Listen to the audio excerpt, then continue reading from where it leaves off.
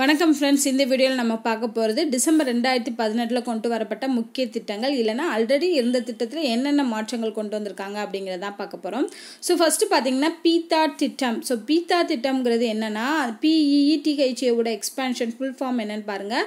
Peoples empowerment enabling transparency and accountability அப்படிங்கிறதா இந்த பீத்தாவோட expansion. So இந்த திட்டத்தை கொண்டு வந்தது பார்த்திங்கன்னா ஒடிசா மாநிலம் தான் இந்த திட்டத்தை தன்னோட மாநிலத்தில் கொண்டு வந்திருக்காங்க. ஸோ இது மாநில அரசுக்கான திட்டம். பீத்தா திட்டம் வந்து ஒடிசா. இது எதுக்காக அப்படின்னு பார்த்தீங்கன்னா பல்வேறு அரசாங்க திட்டங்களை பற்றி விழிப்புணர்வு ஏற்படுத்துவதற்கும் வெளிப்படைத்தன்மையை மேம்படுத்துவதற்குமான திட்டங்கள். ஸோ வந்து அந்த கவர்மெண்ட் வந்து என்ன மாதிரியான திட்டங்கள் எல்லாம் கொண்டு வர்றாங்க அப்படிங்கிறத மக்கள் தெரிஞ்சுக்கணும் அப்படிங்கிறதுக்காக கொண்டு வரப்பட்ட திட்டம் தான் இந்த பீத்தா திட்டம். ஸோ இது எங்கே கொண்டு வந்திருக்காங்கன்னா ஒடிசா மாநிலத்தில் கொண்டு வந்திருக்காங்க. ஸோ ஒடிசா மாநில முதலமைச்சர் தான் இந்த திட்டத்தை தொடங்கி வச்சிருக்காரு.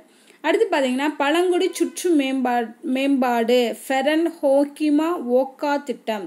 ஃபெரன் ஹோக்கிமா ஓக்கா திட்டம்ங்கிறது பழங்குடி சுற்று மேம்பாட்டுக்கான திட்டம். ஸோ இந்த திட்டம் பார்த்தீங்கன்னா எந்த திட்டத்தின் கீழே கொண்டு வரப்பட்டுச்சுன்னா சுவதேஷ் தர்ஷன் அப்படிங்கிற ஒரு திட்டத்தின் கீழே தான் இந்த ஃபெரன் ஹோக்கிமா ஓக்கா திட்டம் கொண்டு வரப்பட்டிருக்கு. ஸோ இதை கொண்டு வந்த மாநிலம் எதுன்னு பார்த்தீங்கன்னா நாகாலாந்து மாநிலத்தில் உள்ள கிசாமா அப்படிங்கிற கிராமத்தில் தான் முக்கியமாக இந்த திட்டத்தை வந்து தொடங்கியிருக்காங்க. ஸோ இது வந்து என்னென்னா சுற்றுலாத்துறையை அந்த கிராமத்தில் உள்ள வந்து சுற்றுலாத்துறையை மேம்படுத்தணும் அப்படிங்கிறதுக்காக கொண்டு வரப்பட்ட திட்டம் தான். ஸோ இது கொண்டு வந்த அமைச்சகம் பார்த்திங்கன்னா சுற்றுலா அமைச்சகம். ஸோ ஏன்னா சுற்றுலாவை மேம்படுத்துறதுனால சுற்றுலா அமைச்சகத்தின் கீழே தான் இந்த திட்டத்தை கொண்டு வந்திருக்காங்க. ஸோ இதுக்கு பார்த்தீங்கன்னா 2015 இதுக்கான ஒப்புதல் கொடுத்துட்டாங்க. அதாவது இதுக்கு வந்து ரூபாய் 97.36 கோடி அளவு வந்து ஒப்புதல் கொடுத்துருக்காங்க 2015. இப்போ எக்ஸ்ட்ராவாக வந்து பார்த்தீங்கன்னா 99.67 கோடி ரூபாய் வந்து இந்த திட்டத்திற்காக ஒதுக்கியிருக்காங்க. ஸோ அதுதான் வந்து இந்த திட்டத்தில் செய்த மாற்றம். இது மெயின் வந்து எந்த மாநிலத்தில் கொண்டு வரப்பட்டது? நாகாலாந்தில் உள்ள கிசாமா கிராமத்தில் தொடங்கப்பட்டது. அடுத்து ஸ்மார்ட் திட்டம். ஸ்மார்ட் அப்படிங்கிறதோட ஃபுல் ஃபார்ம் என்னன்னு பார்த்தீங்கன்னா state of Maharashtra's agri business and rural transformation. So அதோட எக்ஸ்பான்ஷன் படித்தாலே எல்லா டீட்டெயில்ஸுமே வந்து இது கொண்டு வந்த மாநிலம் எது? மகாராஷ்டிரா. ஏன்னா மகாராஷ்டிரா மாநிலத்துக்காக கொண்டு வரப்பட்ட திட்டம் அக்ரி பிஸ்னஸ். ஸோ வேளாண் வணிகத்திற்கும் ரூரல் டிரான்ஸ்ஃபர்மேஷன் கிராமப்புற மாற்றத்திற்குமான ஒரு திட்டம் தான் இந்த ஸ்மார்ட் திட்டம் அப்படிங்கிறது. ஸோ இதை கொண்டு வந்த அரசு மகாராஷ்டிரா அரசு. ஸோ இதுக்கு பார்த்தீங்கன்னா மொத்தம் இதோட பட்ஜெட், இந்த திட்டத்தோட பட்ஜெட் வந்து $300 மில்லியன் அமெரிக்க டாலர் வந்து முதலீடு செஞ்சுருக்காங்க. அந்த 300 மில்லியனில் $210 மில்லியன் வந்து வேர்ல்டு பேங்க் உலக வங்கி வந்து நாங்கள் கொடுக்குறோம் அப்படின்னு சொல்லியிருக்காங்க. ஸோ உலக வங்கியோட பங்களிப்பு வந்து $210 மில்லியன், மிச்சம் இருக்க $90 வந்து அந்த கவர்மெண்ட் ஏற்றுக்கிறோம்.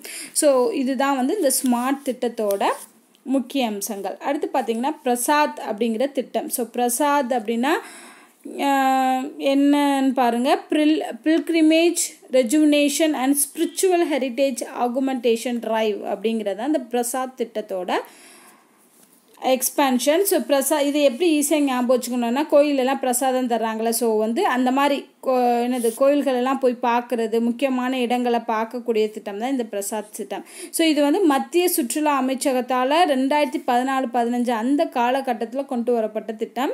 ஸோ இதில் அந்த சுற்றுலா தலங்களை வந்து இன்க்ரீஸ் பண்ணியிருக்காங்க. அதாவது 25 மாநிலங்களை தேர்ந்தெடுத்து அந்த மாநிலத்தில் உள்ள 41 சுற்றுலா தலங்களை வந்து இந்த திட்டத்தின் கீழே கொண்டு வந்திருக்காங்க. அப்படி பார்த்தோம்னா என்னென்னு பாருங்கள். உத்தரகண்டில் உள்ள கங்கோத்ரி, யமுனோத்ரி போன்ற இடங்கள், மத்திய பிரதேசத்தை சார்ந்த அமர்கண்டாக்கு, அப்புறம் ஜார்க்கண்டை சார்ந்த பராஸ்நாத் தலங்கள், இது எல்லாமே இந்த பிரசாத் திட்டத்தின் கீழே கொண்டு வந்திருக்காங்க.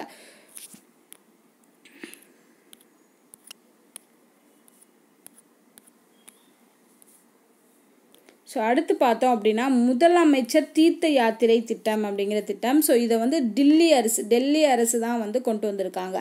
அதாவது டெல்லியில் இருக்கக்கூடிய மூத்த குடிமக்கள், சீனியர் சிட்டிசன்ஸ்னு சொல்லுவோம் இல்லையா, மூத்த குடிமக்களுக்கான இலவச ஆன்மீக பயண திட்டம். ஸோ அவங்க வந்து யாத்திரை போகணும் அப்படின்னா இந்த திட்டத்தின் கீழே அவங்களுக்கான மானியங்கள்லாம் கொடுப்பாங்க.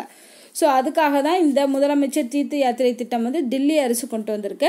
இதில் பார்த்தீங்கன்னா இந்த டெல்லியில் இருக்கக்கூடிய 70 சட்டப்பேரவை தொகுதியிலிருந்து ஒவ்வொரு வருஷத்துக்கும் 1100 குடிமக்கள் வந்து செலக்ட் பண்ணுவாங்க. ஸோ அவங்கள செலக்ட் பண்ணி அவங்களுக்கு இலவசமான பயணம் செலக்ட் பண்ணல, அப்ளை பண்ணும்போது 1100 குடிமக்களுக்கு இலவசமாக பயணத்துக்கான எல்லா செலவுமே கவர்மெண்ட் ஏற்றுக்கிடும். ஸோ அதுதான் இந்த திட்டத்தோட மெயின் நோக்கம்.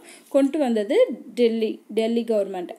அடுத்து பார்த்திங்கன்னா மேகாலயா சுகாதார காப்பீடு திட்டம் MHIS, Meghalaya health insurance scheme 4 அப்படிங்கிறதா இந்த MHISஓட எக்ஸ்பென்ஷன். ஸோ இது என்னென்னா அந்த மேகாலயா மாநில அரசு கொண்டு வந்த திட்டம். இதில் வந்து பார்த்திங்கன்னா மத்திய அரசோட ஆயுஷ்மான் பாரத் திட்டம் இருக்குல்லையா, அதோட ஒருங்கிணைந்த திட்டம் தான் இந்த சுகாதார காப்பீடு திட்டம். ஆயுஷ்மான் பாரத் திட்டத்தில் வந்து எல்லா குடிமக்களையும் இணைக்க மாட்டாங்க, ஒரு குறிப்பிட்ட பர்சன்டேஜுக்கு மேலே இருக்க குடிமக்களை மட்டும்தான் இணைப்பாங்க இந்த ஆயுஷ்மான் பாரத்தில்.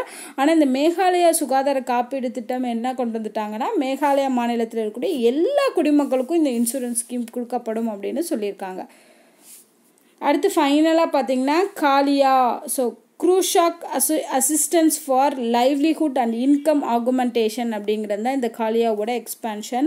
ஸோ இந்த திட்டம் பார்த்திங்கன்னா ஒடிசா மாநிலமானது வாழ்வாதாரம் மற்றும் வருவாயை அதிகப்படுத்துவதற்கான க்ருஷாக் உதவி திட்டத்தை அறிமுகம் செஞ்சுருக்கு. ஸோ இந்த க்ருஷாக்குங்கிறது அங்கே வாழக்கூடிய அந்த மாநிலத்தில் இருக்கக்கூடிய மக்களோட வாழ்வாதாரத்தையும் அவங்களோட வருவாயும் பெருக்கணும் அப்படிங்கிறதுக்காக கொண்டு வரப்பட்ட உதவி திட்டம் தான் இது. ஸோ இதன்படி என்ன பண்ணுறாங்க அப்படின்னா வந்து காரிஃப் மற்றும் ராபி பருவங்களில் ஸோ அந்த பருவ பயிர்களுக்கு வந்து தலா 5,000 ரூபாய் அப்படின்னு சொல்லி மொத்தம் 10,000 ரூபாய் வந்து நிதியுதவி சாகுபடி செய்கிறதுக்காக நிதியுதவி தர்றாங்க ஒவ்வொரு குடும்பத்திற்கும். ஸோ காரிஃப் பயிருக்கு 5,000 ரூபா, ராபி பயிர்களுக்கு வந்து 5,000 ரூபான்னு சொல்லி மொத்தம் 10,000 ரூபாய் வந்து இந்த பயிர்களை சாகுபடி செஞ்சாங்க அப்படின்னா அந்த குடும்பத்துக்கு நிதி உதவியாக வழங்குறாங்க. ஸோ அதுதான் இந்த காலியாவோட திட்டம். அடுத்து இந்த திட்டம் பார்த்திங்கன்னா 2018-19 முதல் 2020-22 அந்த இயர் வரைக்கும் மொத்தம் 3 வருஷம் வந்து இந்த வந்து ஒடிசா மாநிலம் வந்து இந்த திட்டத்தை வந்து செயல்படுத்துறதுக்கு முடிவு பண்ணியிருக்காங்க. ஸோ இது வரைக்கும் பார்த்திங்கன்னா ஒவ்வொரு மாநிலத்திலையும் என்ன திட்டங்கள் கொண்டு வரப்பட்டிருக்கு அப்படிங்கிறதா இந்த டிசம்பர் 2018 அதிகமாக இருக்கக்கூடிய திட்டங்கள். ஸோ இந்த திட்டங்கள் கண்டிப்பாக உங்களுக்கு யூஸ்ஃபுல்லாக இருக்கும். இந்த வீடியோ உங்களுக்கு பிடிச்சிருந்தால் லைக் பண்ணுங்கள், ஷேர் பண்ணுங்கள். நன்றி.